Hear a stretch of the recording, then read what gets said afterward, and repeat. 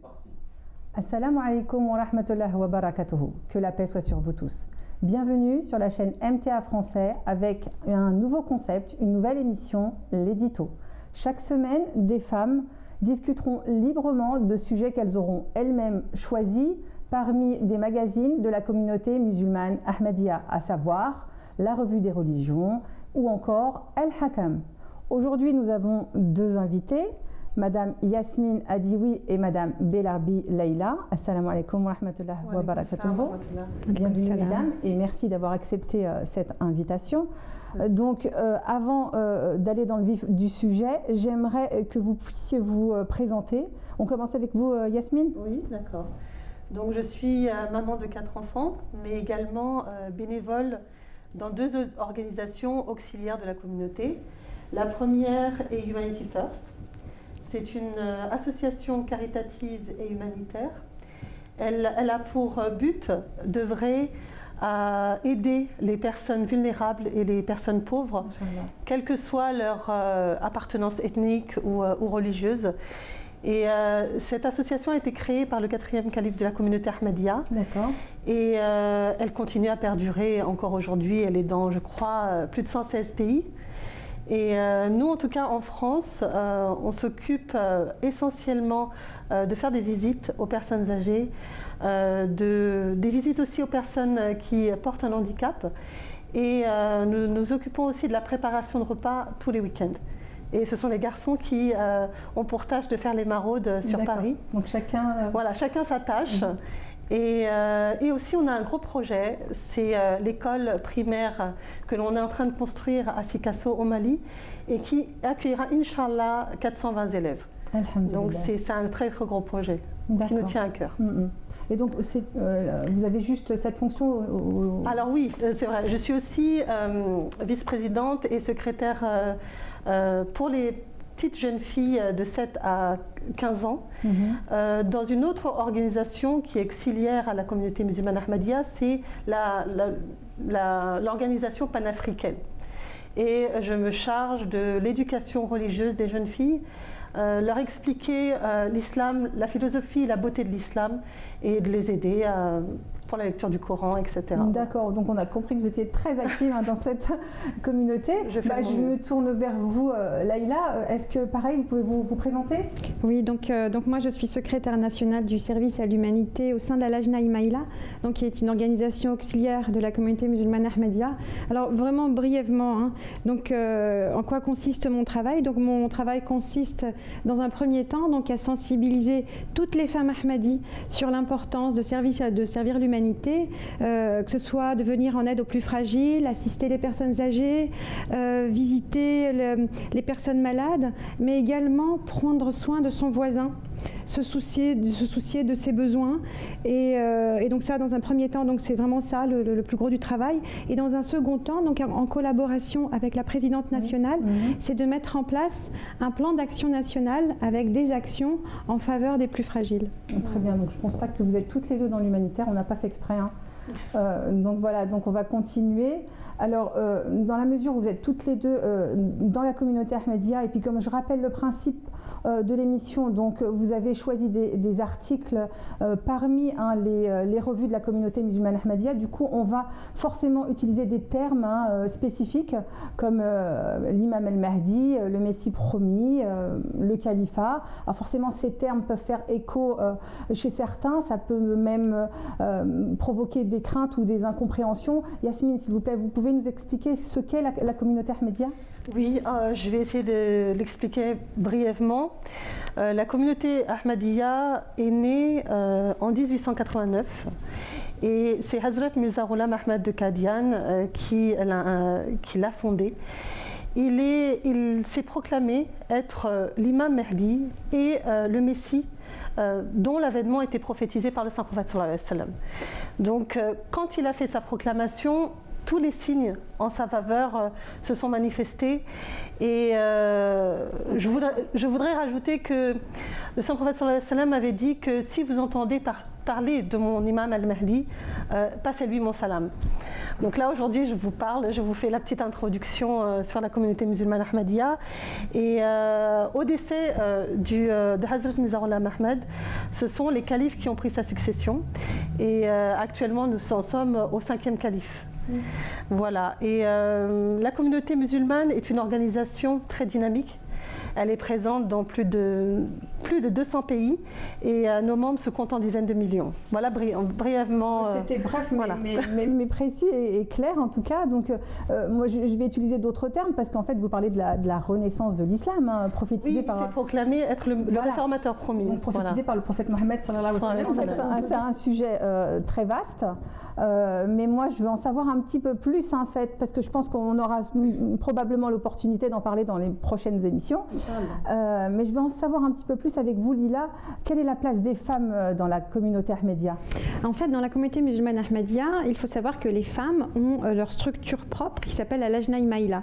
Donc, comme je disais tout à l'heure, c'est une organisation auxiliaire de la communauté musulmane Ahmadiyya avec une présidente nationale femme et des secrétaires nationales femmes qui vont gérer que ce soit la santé, le sport, l'artisanat, l'éducation religieuse et également le service à l'humanité, bien sûr. Donc en fait, cette organisation de femmes nous garantit une totale indépendance et également une totale parité, puisqu'on a la chance finalement avec ce système d'organisation d'avoir... comment expliquer, d'avoir une complète, voilà, et puis d'être présente surtout dans toutes les strates de l'exécutif qu'on n'a pas finalement et dans d'autres organisations. Donc il y a des femmes vraiment présidentes, des femmes secrétaires générales et des femmes dans vraiment dans le bureau exécutif, on a vraiment beaucoup de femmes. Voilà, et ce que je pourrais rajouter aussi également, c'est que cette organisation a été créée en 1922 par le deuxième calife. Et, 100 ans là. Voilà, exactement. Et en fait, l'objectif d'organiser cette structure, c'est qu'en fait, il avait jugé que la place des femmes était aussi importante, tout aussi importante en tout cas, que celle des hommes. Et donc on a eu l'organisation.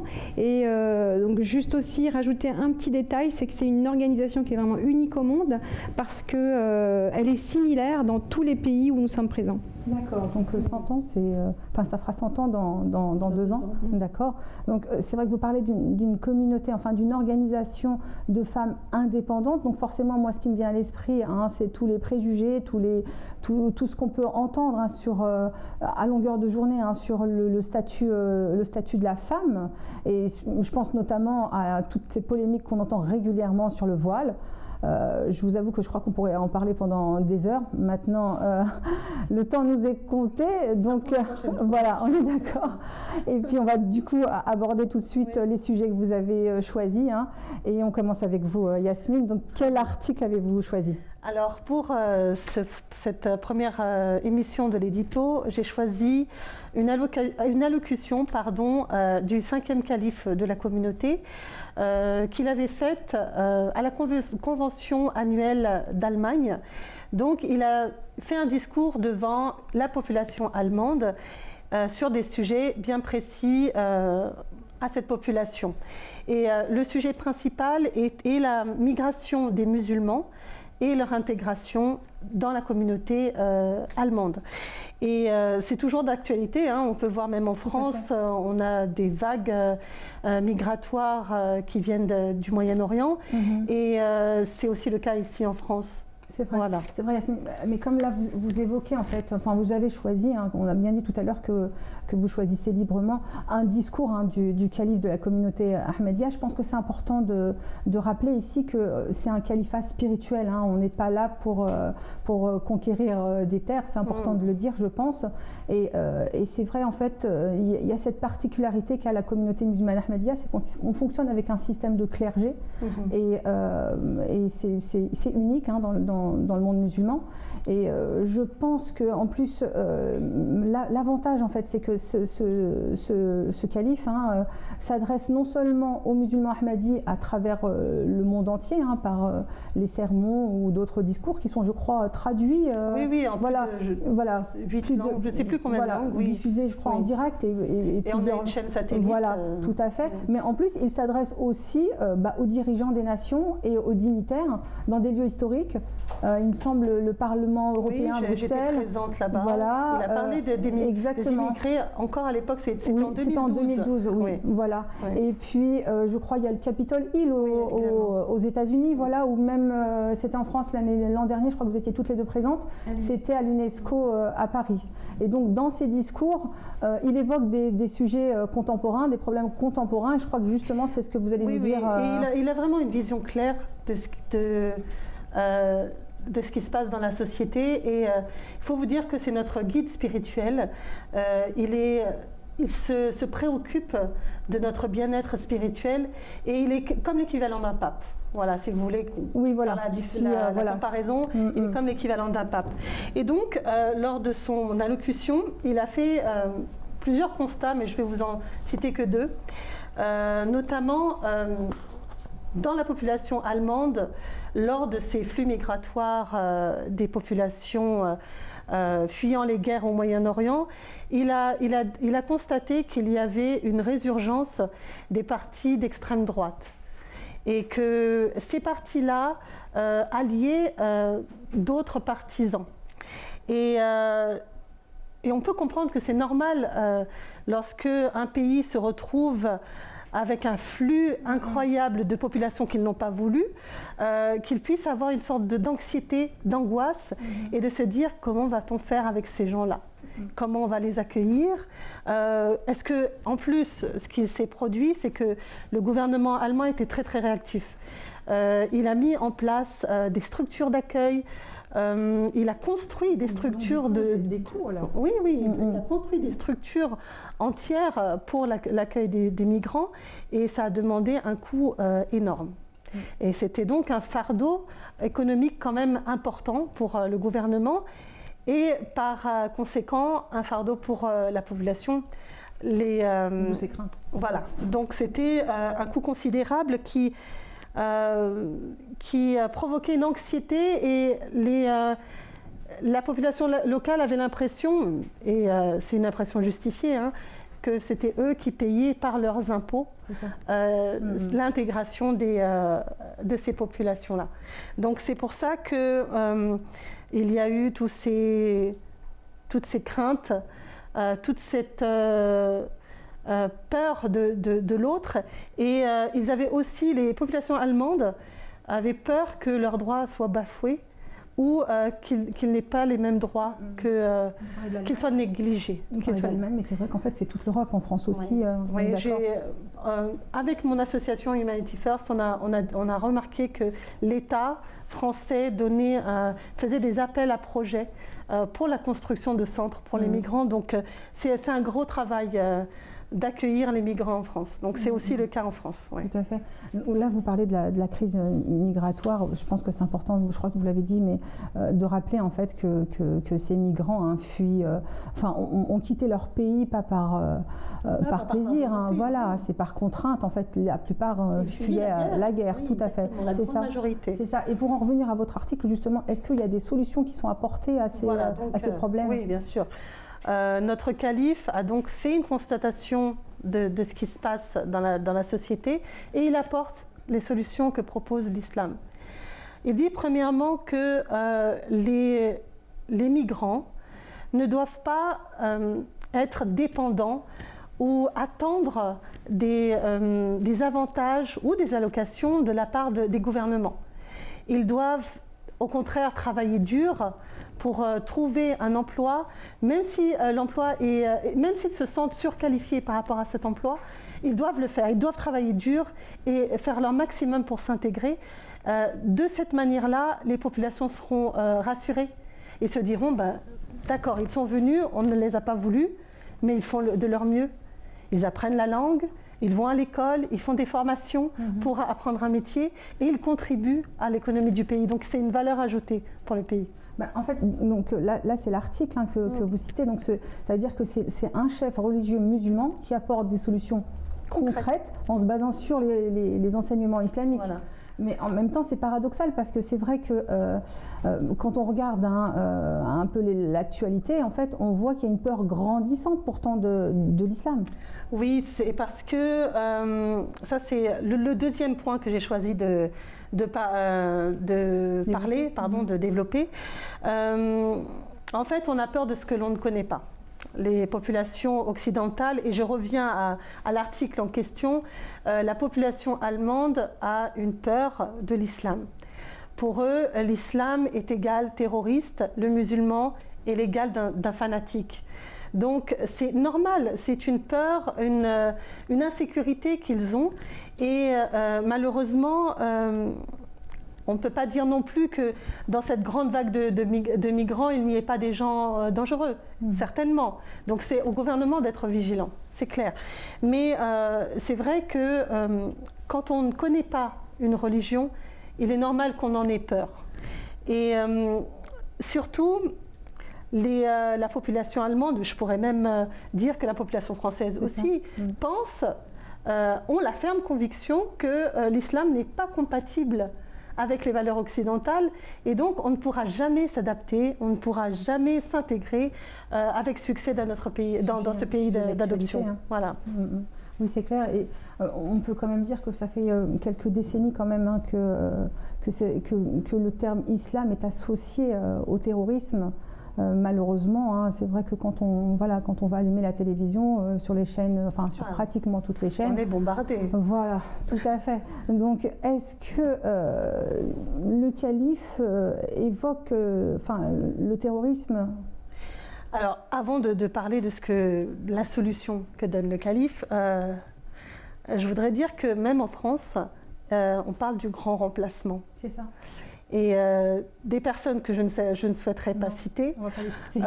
voilà, pensent que l'islam est une menace pour la société et qu'elle va la changer complètement. Et ça, ils n'en veulent pas. Donc le calife, il répond à tout cela et il dit mais pensez-vous vraiment que l'islam permet l'extrémisme ? Pensez-vous que l'islam permet le désordre, la haine ? Non.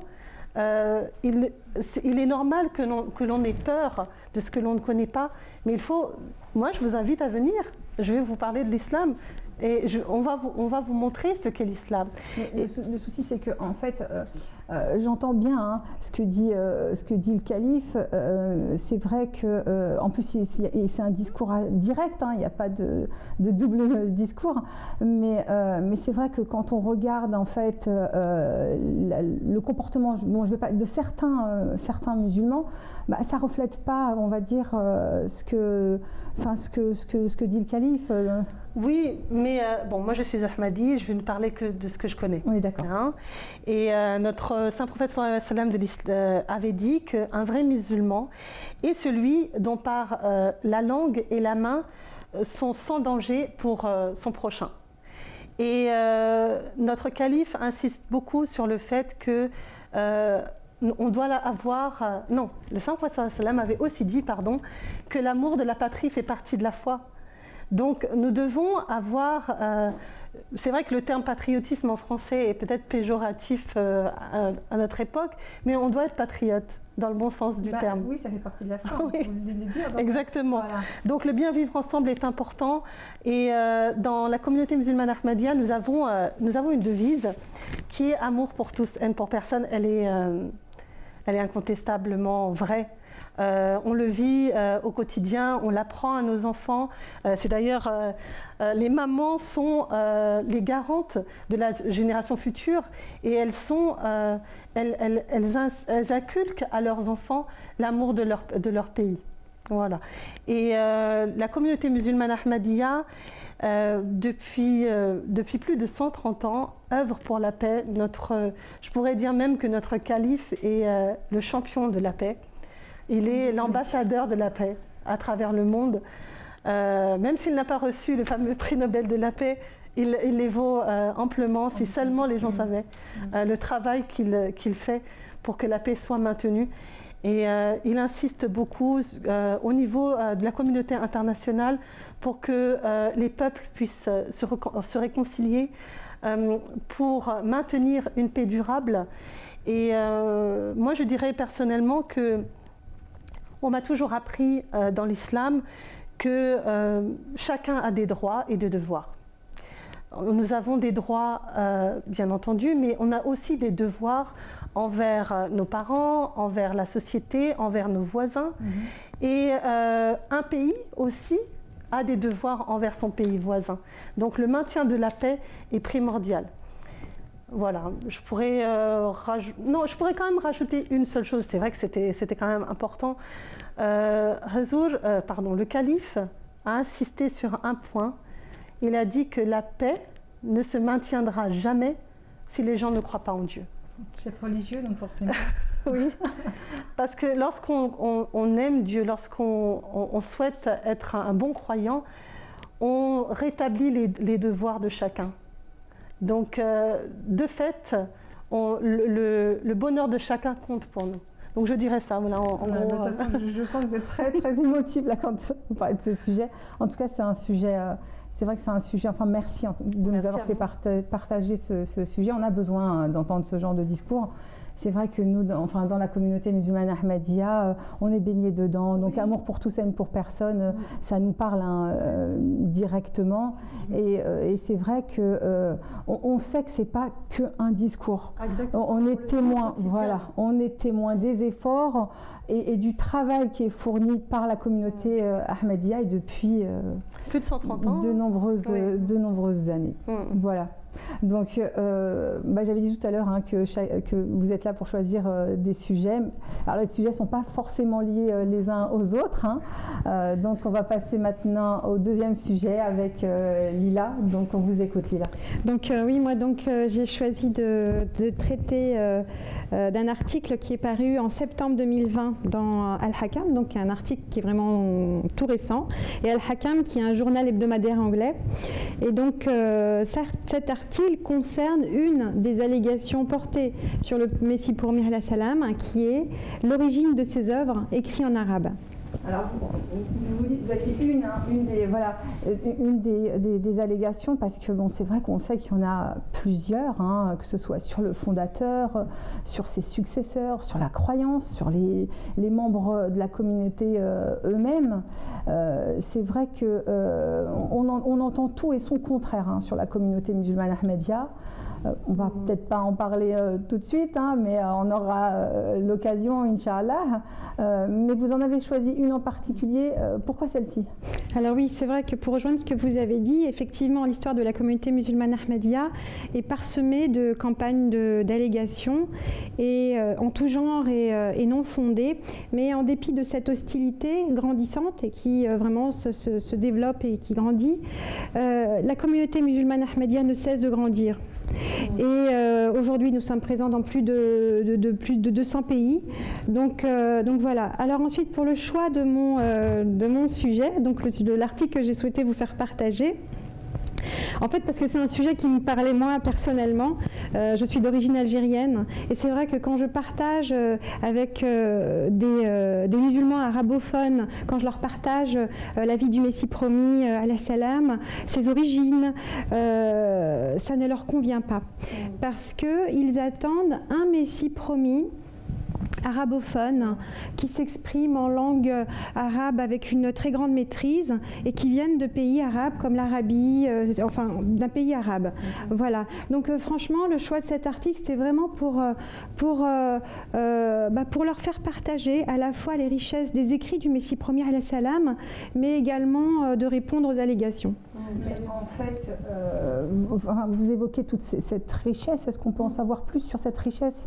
Oui, c'est vrai que alors l'article, il est vraiment, alors moi, il m'a vraiment beaucoup marqué. Et je vous avoue, je vais lire un peu mon texte parce que j'ai tellement noté de petits détails. Donc, je vais me permettre un petit peu de vous lire quelques petits chiffres. Donc, effectivement, l'ampleur du travail du Messie premier alayhi salam, il est vraiment quand on ne connaît pas, on ne s'imagine pas. Et sa littérature, elle était d'une richesse intense. Il a écrit de véritables trésors. Il a écrit plus de 80 ouvrages, dont quelques-uns comme La philosophie des enseignements de l'islam, Jésus en Inde, l'Arche de Noé. Mais il a écrit également en arabe. Donc il a écrit en arabe et ses livres en langue arabe se composent de plus de 2200 pages. C'est à peu près environ 3500 couplets. Et des œuvres, c'est énorme, et des œuvres qui illustrent une maîtrise d'une langue arabe hors pair. Alors on pourrait se demander d'où vient en fait le talent qu'il avait et cette maîtrise qu'il avait pour la langue arabe. Alors le Messie premier alayhi salam répond et déclare clairement qu'en fait c'était un miracle de Dieu et que Dieu lui avait enseigné des racines de 40 000 mots arabes en une seule nuit. Donc ça, c'est vraiment, ça c'est extraordinaire. Voilà. Une prophétie, exactement. Sur le Messie promis, l'imam al-Mahdi. Exactement. Et d'ailleurs, les richesses aussi font partie aussi de... C'est ça. Oui, c'est l'un voilà. des signes. Un Il des distribuera des richesses, mais personne n'en voudra. Voilà. Tout à l'heure, vous avez évoqué les signes, justement, Yasmine, oui. Donc, voilà. Et donc, du coup, les opposants affirment le contraire. Donc, selon eux, ils disent que voilà, il n'est pas à l'origine de ses écrits et que Dieu, en fait, ne l'a pas aidé pour la maîtrise de sa langue arabe. Mais par rapport à ce qu'ils disent, quels sont les arguments en fait qu'ils ont pour dire une telle chose et du coup remettre en question sa connaissance de la langue arabe? Alors en fait, ils avancent deux arguments principaux, on va dire. Donc le premier argument, c'est que en fait, Hazrat Hakim Maulvi Nuruddin radiallahu anhu, qui était un de ses plus grands disciples et qui est devenu par la suite le premier calife, avait une connaissance arabe très développée. Et il s'est installé à Qadian en 1893 et en fait cette année coïncide avec le début de l'écriture de la prose et de la poésie du Messie premier alayhi salam. En arabe. Exactement. Et le deuxième argument, c'est que le Messie promis, alayhi salam, a écrit une qassida arabe qui ressemble à une qassida écrite par Hazrat Hakim Maulvi Nuruddin radiallahu anhu. Donc, pour eux, c'est une preuve assez suffisante pour confirmer que le Messie premier alayhi salam n'est pas l'auteur de ses écrits en langue arabe et que c'est son disciple le plus fidèle qui les a écrits à sa place. D'accord, mais en fait, quand on réfléchit bien, en fait, cette allégation n'est pas nouvelle dans l'histoire des religions. Il me semble que le Saint-Coran, d'ailleurs, en fait allusion aussi. Hein. Effectivement, en fait, concernant le fait d'accuser un prophète de Dieu de ne pas être assez instruit et de s'appuyer en fait finalement sur une tierce personne pour l'aider dans ses connaissances, c'est une accusation que les prophètes de l'islam ont connue. Et cette accusation est mentionnée dans le Saint-Coran. Donc je vais juste vous lire quelques petits versets du Saint-Coran, si je peux me permettre. Donc en fait, Allah dit dans le Saint-Coran, dans la sourate Dukhan, verset 14-15, comment le rappel peut-il leur être bénéfique maintenant, alors qu'un messager expliquant clairement les choses leur est déjà venu? Et néanmoins, ils se sont détournés de lui et ont dit, il est instruit par d'autres, c'est un possédé. Donc ailleurs dans le Saint-Coran, Allah déclare, et ceux qui ne croient pas disent, ce n'est qu'un mensonge qu'il a fabriqué. Et d'autres l'y ont aidé. Donc là, c'est dans la sourate Al-Furqan, verset 5. Alors ensuite, il faut savoir que le prophète Mohammed sallallahu alayhi wa sallam a vécu la même accusation. Oui.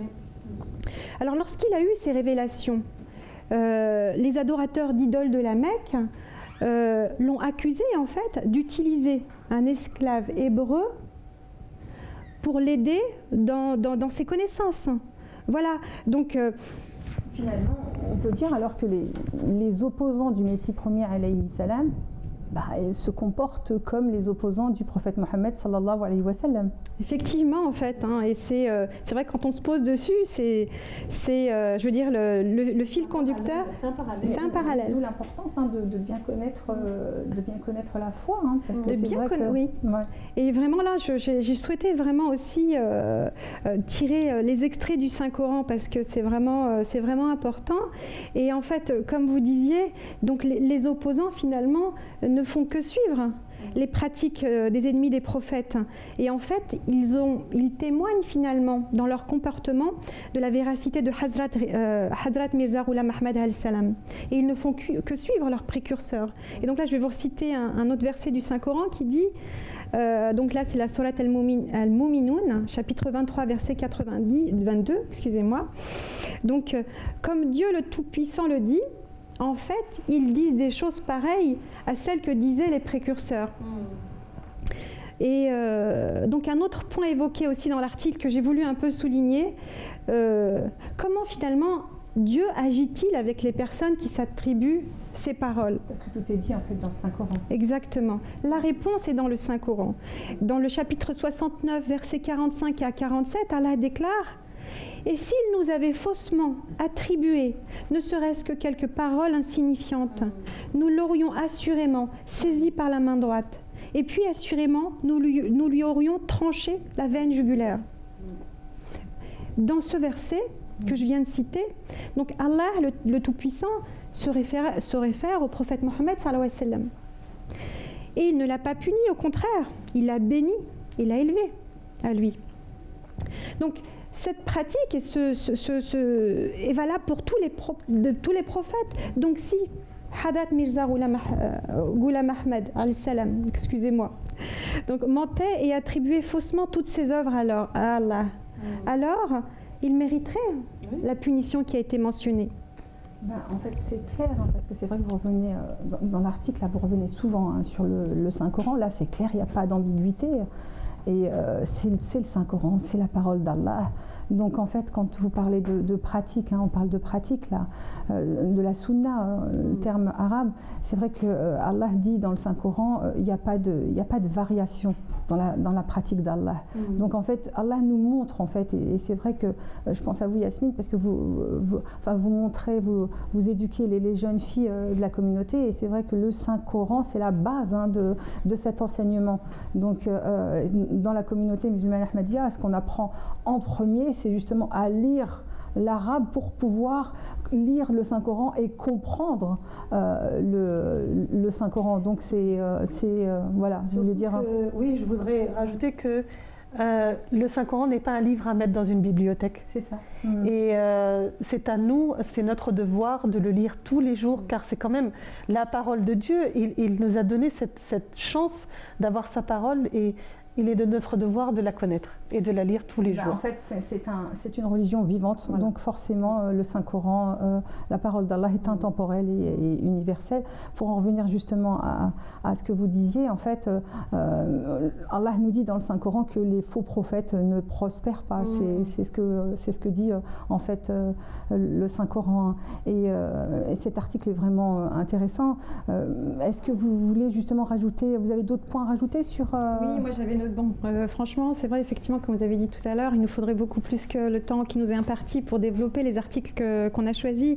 Alors, moi, il y a un point aussi que j'ai souligné et que je voulais vous partager. En fait, c'est les défis que le Messie premier alayhi salam a lancés aux savants religieux de l'Inde et de l'Arabie. Donc, en fait, et il les a mis au défi de rivaliser avec lui dans l'écriture arabe, devant une assemblée, donc devant un public, et de laisser juger le public de la véracité de leur écriture et de la hauteur de leurs propos et de la maîtrise de leur langue arabe.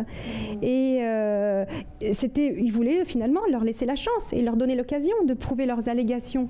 Et finalement, aucun de ces savants qui étaient pourtant, alors il y avait des arabes de naissance, il y avait des experts bien connus en théologie, voilà, donc aucun d'eux n'a accepté le défi. Il me semble, d'ailleurs, je crois savoir qu'à ce jour, personne n'a relevé ce défi. C'est quand même incroyable. Oui, c'est exactement. Donc on a encore à ce jour personne qui a relevé ce défi.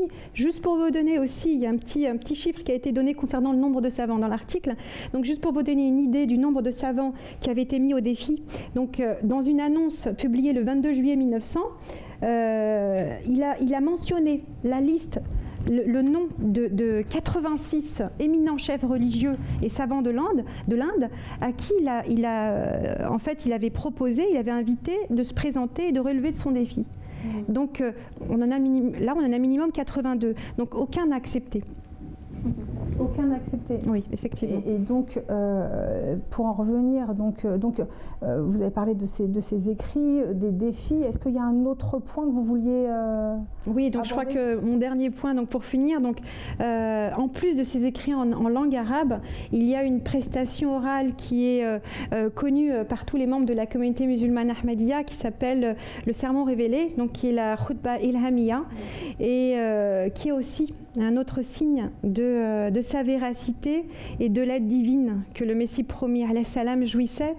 Et c'est un sermon en fait qui a été prononcé devant une assemblée de 200 personnes, donc 200 témoins oculaires pendant 2 heures. Un sermon qu'il a prononcé d'une seule traite en arabe, voilà, de manière improvisée.